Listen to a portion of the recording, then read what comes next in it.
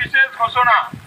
আজ এবং কাল এই 2 দিন একটি ঝড় সমুদ্র উপকূলবর্তী এলাকায় চলে এসেছে, যার নাম রেমাল। গ্রামবাসীদের জানানো যাচ্ছে যে আপনারা এই 2 দিন সমুদ্রের কাছে যাবেন না এবং সরকারি আশ্রয় কিংবা সাইক্লোন সেন্টারে গিয়ে আশ্রয় গ্রহণ করুন। আপনারা এখান থেকে কোনো কাছাকাছি পাকা বাড়ি অথবা সাইক্লোন সেন্টারে গিয়ে আশ্রয় নিন।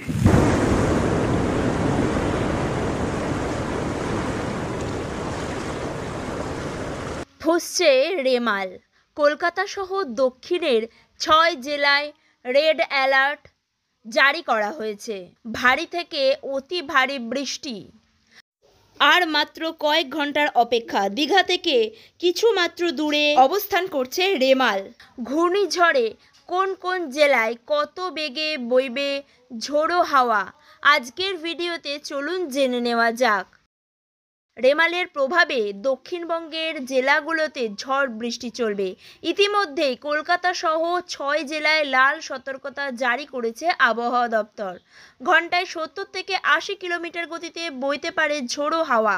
ইতিমধ্যেই শুরু হয়ে গেছে ঝড় এবং তার সঙ্গে বৃষ্টির দাপট। ঘূর্ণিঝড়ের প্রভাব পড়তে শুরু করে দিয়েছে ইতিমধ্যেই দক্ষিণবঙ্গের একাধিক জেলায়। ঝড় বৃষ্টির তাণ্ডব চলছে বিভিন্ন জায়গাতে। দক্ষিণবঙ্গের পশ্চিম মেদিনীপুর, পূর্ব বর্ধমান, নদিয়ায় জারি হয়েছে কমলা সতর্কতা।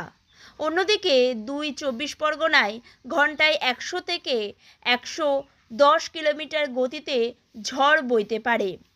দক্ষিণবঙ্গের সমস্ত জেলাতেই হতে পারে ভারী বৃষ্টি। জারি হয়েছে হলুদ সতর্কতা। উত্তরবঙ্গের সবকটা জেলাতেই হালকা থেকে মাঝারি বৃষ্টির পূর্বাভাস রয়েছে।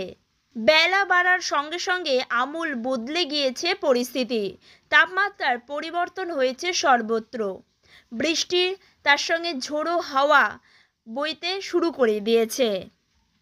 বঙ্গোপসাগরে তৈরি হয়েছে ঘূর্ণিঝড় রেমাল। শক্তিশালী থেকে অতি শক্তিশালী ঘূর্ণিঝড়ে পরিণত হয়েছে রেমাল। এই মুহূর্তে তা রয়েছে উত্তর বঙ্গোপসাগরে। আজ মধ্যরাতে স্থলভাগে আছড়ে পড়তে চলেছে রেমাল।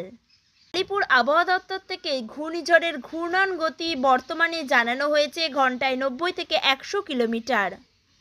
এর ফলে উত্তাল আকার নিয়েছে সমুদ্র। পশ্চিমবঙ্গের সাগরদ্বীপ থেকে 240 কিলোমিটার দক্ষিণ এবং দক্ষিণ পূর্ব এবং বাংলাদেশের খেপুপাড়া থেকে 260 কিলোমিটার দক্ষিণ দক্ষিণ পশ্চিম দিকে অবস্থান করছে রেমাল। ক্যানিং থেকে তার দূরত্ব রয়েছে 280 কিলোমিটার দক্ষিণ দক্ষিণ পূর্ব। সাগরের উপরেই প্রবল আকার নিয়েছে রেমাল। ঘূর্ণিঝড় গত 6 ঘন্টায় 7 কিলোমিটার বেগে স্থলভাগের দিকে এগিয়ে যাচ্ছে বলে আবহাওয়াবিদরা জানিয়েছে।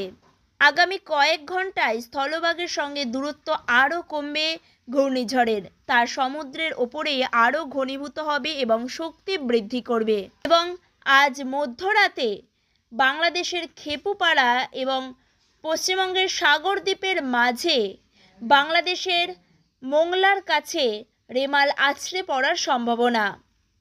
স্থলভাগে পৌঁছে রেমালের প্রভাবে ঘন্টায় 110 থেকে 120 কিলোমিটার বেগে ঝোড়ো হাওয়া বইতে পারে।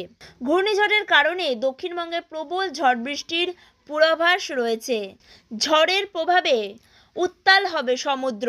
হাওয়া অফিস জানিয়েছে রবিবার এবং সোমবার সমুদ্রের ওপর 90 থেকে 120 কিলোমিটার বেগে ঝোড়ো হাওয়া বইতে পারে। এর ফলে ঢেউয়ের উচ্চতাও হবে স্বাভাবিকের চেয়ে বেশি। মৎস্যজীবীদের সমুদ্রে যাওয়ার ক্ষেত্রে সম্পূর্ণ নিষেধাজ্ঞা জারি করা হয়েছে। সকলে সতর্ক থাকুন, সুস্থ থাকুন। সমস্ত রকম সরকারি সতর্ক বার্তা মেনে চলুন। ভিডিওটি সকলের মাঝে শেয়ার করুন। ভালো লাগলে লাইক করবেন। আর আপনি যদি চ্যানেলে নতুন এসে থাকেন তাহলে চ্যানেলটিকে সাবস্ক্রাইব করে রাখুন। ধন্যবাদ।